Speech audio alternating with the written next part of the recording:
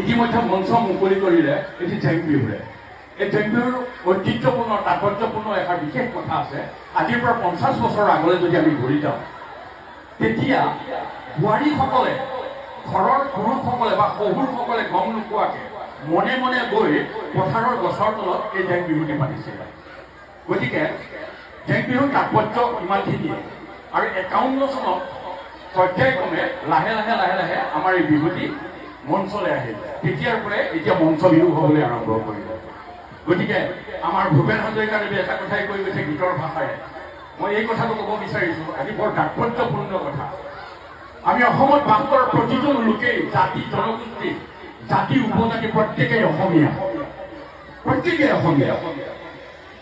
অসমত বাস কৰা প্ৰতিজন জাতি জনগোষ্ঠী আৰু জাতি উপজাতি আমি প্ৰত্যেকেই অসমীয়া। গতিকে ভূপেন হাজৰিকাদেৱে সেইকাৰণে গীতৰ ভাষাৰে কৈ গৈছিলে, আমি একেটি পালেৰেই যাত্ৰী সহযাত্ৰী, একেটি পালেৰেই যাত্ৰী। We are in the same boat, brother. আমি একেটি পালেৰেই যাত্ৰী সহযাত্ৰী, একেটি পালেৰেই যাত্ৰী। সকলোকে শুভৰাত্ৰি জনালোঁ।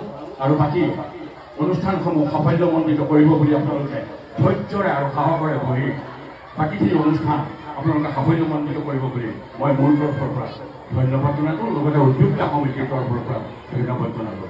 মই মাইক্ৰফোনটো আগবঢ়াই দিছোঁ আজিৰ অনুষ্ঠানৰ ঘোষক উজ্জ্বল তেওঁৰ হাতলৈ। ধন্যবাদ। এতিয়া আমাৰ আগত